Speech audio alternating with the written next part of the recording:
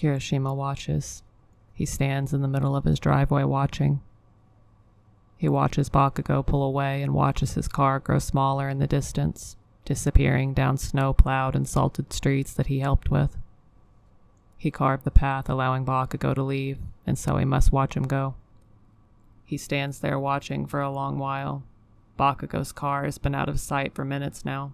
There's nothing else around, nothing to make a sound besides Riot crunching through the snow just a small distance off. The dog finishes his morning stroll and comes to stand beside his owner in time, sitting right beside him and looking up as if to wonder why Kirishima hasn't moved from his spot. He appears frozen in the cold, mind distant as he simply stares at the tree line and the small patch in between where he last saw Bakugou's car before it escaped his view. Quiet, calm. The world around him with his cabin in the woods feels big and vast and empty. It feels so far away and distant from everything else, sitting on the edge of the world where no one else can see or find him. Riot whines. The sharp noise breaks Kirishima's spell as he looks down at his dog, his only companion, and smiles. After all these years, he's gotten used to the empty aching that's made a home in his chest. Well, come on then. He sighs, giving Riot a pat on the head. Let's get you some breakfast and head out, yeah? The dog barks in response, tail wagging slowly as he finally trots off when his owner moves and they head back inside for food. He makes Riot his breakfast and doesn't think about coffee. He moves around in his world feeling like everything's been tilted slightly on its axis. Kirishima finds his usual routine easy enough. Feed the dog, change clothes, put on shoes. Warn Ashido and Sero that he was heading over. 1, 2, 3, back and forth. The exact same thing he's done day in and day out even when Bakugou was still here. But now he does it. Slower. It feels off. He thinks he should maybe clean tonight. Not that Bakugou was very dirty to begin with. Looking around at his living room, keys in hand, scarf wrapped around his throat, he looks to see what can maybe be done when he comes back. His bed is actually made, however. All the used towels hung up. He could change the sheets, put fresh linens out, but the idea of actually washing them leaves his stomach twisting. All of the spare blankets have been picked up and folded, thrown over the arms of the couches or nestled into the little baskets he keeps specifically for them. There are no dishes in the sink to clean. The guest bedroom has been picked up, bed made. No trace of Bakugou remains beyond the absence of the lamp at the bedside table. The fireplace has even been cleaned. Old ash swept out, new logs in place. He wonders when that happened. He thinks of all the little things Bakugou had to touch along the way. Kirishima sighs and pushes cleaning to the back of his mind. He loads Riot into his truck and drives away. He thinks about taking a left for a second towards the highway. It's fleeting, but still there. A pull of want. But he pushes that down much like he's done everything else, and takes the right headed in towards downtown. You're up early. Kirishima grins as he passes by Kaminari, who's slumped over on the countertop of the diner. Steaming mug of coffee in his hand still filled to the top. He looks half dead. Kaminari manages a groan, obviously not dead. Would it be bad if I told you I hadn't actually slept yet? Kirishima takes a seat right next to him. Couldn't sleep. Not that. I was giving Atoshi some company because he couldn't sleep. Ashido comes out from the back of the house, moving through the double doors with a small tray of food in hand. His boyfriend's an insomniac, so Kaminari falls victim to it too. Apparently, he didn't realize the sun was coming up. She sets down a plate piled high with pancakes smothered in fresh cream. Now eat your carbs, go into a coma, and I don't want to see you again until noon. She pulls the mug of untouched coffee from his hands, replaces it with a fork which he doesn't protest at. He slides the plate closer to him, humming happily as he starts cutting into them. Kirishima's not sure at this point if he even needs the extra help, or if pushing him down onto any soft surface would have Kaminari passing out immediately. By the way, where's your boyfriend? Ashido nods at Kirishima. I can put a fresh pot on for him. Kirishima sputters a bit, sitting up a little straighter, trying to not focus on how much he likes the idea of that when it's already out of his grasp. He's not my boyfriend, he quickly corrects. Fine, future boyfriend. Kirishima tries to ignore her, not dwelling on it. He left this morning. He had to get back to his own life. Aww. Kaminari pouts, cheeks full of food. He didn't even say goodbye? Rude. Well, when are you seeing him again? I'm sure he'll be busy going into the new year, but after that? Kirishima pauses, blinks. He stares at Ashido, who stares right back at him, looking almost just as perplexed by his confused expression. What are you talking about? Ashido stares. Kaminari stops eating. The blonde looks very suddenly more awake than he did just a second before. You did get his number, right? Said, don't worry, I'll call you. You can come visit and snowboard anytime? Kirishima looks more and more confused by the second. Why would I do that? Everyone in the room stops, stares. The entire restaurant is completely silent beyond the soft sizzling of a grill from the kitchen window. Ashido finally breaks that silence with a voice that's soft and quiet as she whispers out, I'm gonna kill him. What? You better come in here before I kill your stupid friend. What? What? Ashido's got a foot up on the counter before Sero comes out of the kitchen, apron around his waist, a spatula in hand. He stepped out into utter chaos. Kaminari is wide awake now as he gets mixed up in the mayhem in an attempt to get Ashido and Kirishima separated. She's got her hands out, grabbing, clawing, pulling Kirishima closer to her as Kirishima tries to push her away. But her hands are quick and her nails are long like talons seeking into his clothes. She's mostly on the countertop now, one foot dangling behind her as she tries to get the height advantage and loom over Kirishima in an attempt to make him suffer. What the fuck is going on in here? Sero cries out as he looks upon the tangled mess of bodies that are his friends and girlfriend. I don't know. Kirishima is quick to respond. Bullshit, Ashido says right back. He let Bakugou leave. He didn't even get his number, Hanta. He what? Sero throws himself into the mix after setting down his utensil. They're a mob of limbs and half-shouted words all grabbing at one another.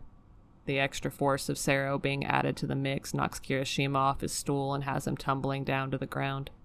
Ashido and Kaminari coming with him to land heavy on top.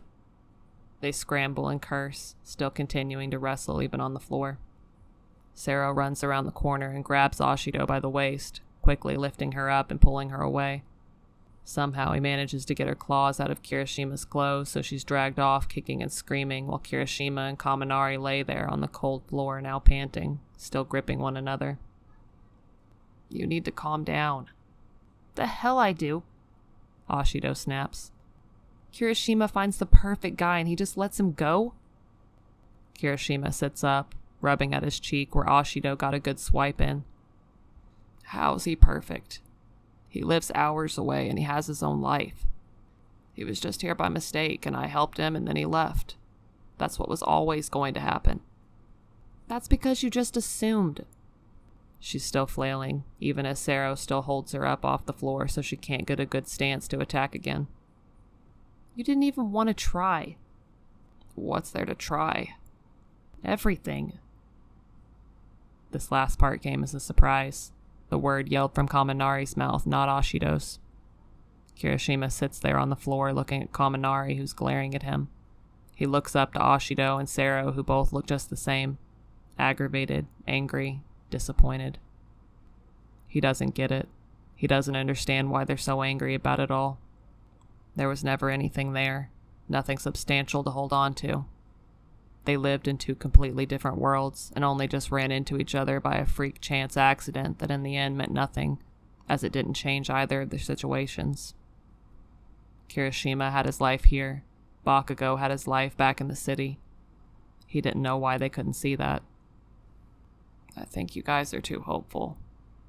No, Ashido says. We just saw how happy you were together. How fucking happy you made each other. We had fun. He made you cry, Ichiro. Like good crying. This comes from Sarah, who finally puts his girlfriend down when she doesn't immediately look like she's going to jump back into the fray. In fact, they all kind of look a little sad. He's a guy who hates Christmas and everything to do with it, and still had the idea to decorate your house for absolutely no reason other than he knew it would make you happy. You, someone he knew for 4 days before that? He's just a nice guy. That's some bullshit. Kaminari huffs. He definitely seems like the type of guy who doesn't care about making people happy, especially random people. Well, you weren't random people to him, Kirishima looks around, feeling lost. He doesn't know what to say, but the deep swelling in his chest makes him still want to defend having to say goodbye this morning. He needs the excuse to make sure he knows he did the right thing, the correct thing, even if Bakugou was nice to him and Kirishima was more than happy to share his home with him, his food, his bed, his life. I belong here. He tries again, turning his head down as to not have to stare at all their disappointment. He feels his stomach twist inside of him, trying to make all the lies line up in a nice, neat row. I can't just ask him to uproot his entire life. Oh, Ashido sighs, stepping back closer without the anger she had before. This isn't about him. It's about you. You don't belong here. His head snaps up, eyes wide. What? You don't belong here anymore, she says, words soft but firm. There's nothing for you here. But, and I mean this in the nicest way possible, Ashido falls to her knees in front of Kirishima, taking both of his hands in hers and squeezing them tightly. Your family left. All of us are moving on and getting married, and you're just here. You need to move on too. Her words feel like a cold knife sinking between his ribs, the tip sliding smoothly into his heart to pierce through the center. The world kind of goes sideways after that, his vision tilting and a sharp bell ringing constant in his ears, louder and louder so nothing else could be heard. He couldn't. He didn't know why. Why she would say. Somehow his voice is heard. He himself can't fully hear the words, but he can feel them vibrating from his throat and tumbling past his tongue and teeth. They sound so hollow, he feels gutted. But it's my home. This is my home. My house. It's just a house. Ashido interrupts before he can spiral, before his words and thoughts can hold firm in his heart. Her hands let go of his in favor of cupping his cheeks, tilting his chin up so he had to look her in the eyes. I don't know what it means to you, but you have to realize that's not the important part in all this. Your mother was happy there because you were there. Your father and brother were there, and it was a home. But she would have been happy anywhere as long as she had you with her. That's what made it a home. You always make the excuse that you have to stick around to help everyone.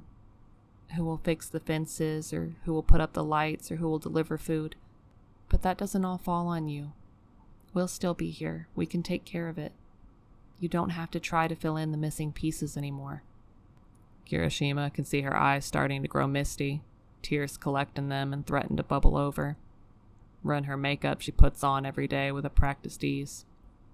He realizes then, looking at her, that he himself is also crying. One of her thumbs catches a tear, wiping it away from his skin. Ashido sniffles, trying to fight through. I know you miss her. You miss her so much. But staying up there in that house all by yourself is no way to honor her memory. She wanted you to be happy. To have someone to be happy with you, and you need to get that through your thick skull. She jabs him playfully on the forehead, hiccuping on a rough laugh. Right now, before you let it slip away. All your mother ever wanted was for you to be loved and happy just as much as she was. He thinks about Bakugou. About pulling him from his broken-down car half buried in the snow by complete accident. About how he just barely saw his headlights, and if he had turned his head the other way in that exact moment, he would have missed him. Bakugou would have potentially died alone in that car, but he didn't. Kirishima saved him. He saved him even when Bakugou was cursing, grumbling, when he seemed more inconvenienced by it than grateful. He thought of him waking up and being bullied out of his own kitchen, about how Bakugou hated the cold and drilled him on his fireplace safety, blankets thrown over his shoulders that Kirishima himself remembered wrapping up in as a child, how he constantly made him food and was standoffish and tried to keep his distance, how still they seemed to fall together, tumble and connect, how Bakugou melded with his friends, baking, decorating, jabbing back and forth, how he felt under him, holding him, how his lips met his in a way that made Kirishima feel like he never wanted to stray too far, how it felt good having Bakugou at his side, within reach, how he looked against a backdrop of sparkling lights, of rainbow twinkling, of how each tiny folded piece of paper hung with care must have hurt his fingers after a while, after so many being strung up, and still he continued on trying to make it perfect, to give Kirishima a memory of his childhood that he himself had nearly forgotten. How when he watched his car disappear beyond reach that morning, how he just stared instead of acted. How he wanted so desperately to have stopped Bakugou from getting in that car this morning, drag him back, hug him close, and make him promise to never speak of leaving again. How Bakugou always said he made the best coffee, even though Kirishima knows that's not true. For some reason, it always tasted good to him. The kind of soft, domestic hint that you don't notice until it's gone. The ease of happiness that creeps under your skin to make a home and warms you up so subtly that you can't remember ever being cold. Kirishima thinks about his parents, about the gentle touches and quiet moments and all the small brushes of love they built into their lives together, and knows that his mother would be so disappointed in him. He chokes. He's only ever wanted to make her proud. What if it's already too late? Beside him, Kaminari snorts, rolls his eyes. It breaks the tension even as Kirishima still cries. That's bullshit too. You think a guy like that has someone in the wings waiting for a rebound? Ashido throws a punch at Kaminari, slugging him right in the shoulder and making him wince. Don't be a jackass. What? I meant... Kirishima sighs out. What if it's too late to go after him? I already let him go once. And what if he doesn't feel the same? Then you try again, Sero says, coming to sit on the floor now with the rest of them. His smile is easy as he puts a hand on Kirishima's shoulder. We're not saying sell your house and never come back. We're saying put yourself out there and try. And? Ashido is quick to jump back in. Bakugou feels the same way. Trust me on that. You don't know. Ashido punches Kirishima this time, refusing to let his doubts settle in. Then let's find out, idiot. Again, I don't have his number. And he doesn't even have a working phone. Hasn't he been using your phone to call his parents this whole week? Sero asks. The world tilts back to being right side up. The empty hollow and hurt he felt gives way to the feeling of nerves and anxiety. The idea of chasing after Bakugou to see, ask, say words neither of them wanted to all week. It's the most hopeful Kirishima's felt all morning. Eventually, they rise from the floor with Kirishima stumbling to his feet as he reaches for his phone. His palms are sweaty, hands shaking as he opens it up to view the recent calls and finds 2 unknown numbers listed. His heart hammers in his chest. Which is it? Who cares? You know, the longer you wait, the further away it gets. Just pick one and call. Kirishima smashes his thumb against the most recent number, trying to steel his nerves as the chime of the phone ringing starts in his ear. It rings twice, the second in between feeling long and drawn out. All 3 of his friends can hear it through the speaker of the phone with how quiet it is.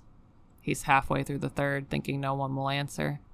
He'll have to call back or leave a message or... Hello?